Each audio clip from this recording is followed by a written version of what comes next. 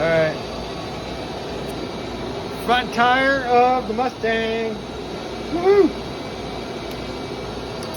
Last weld. Second tire.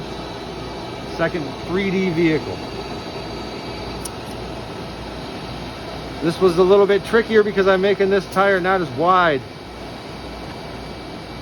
So I had to change the way I did everything.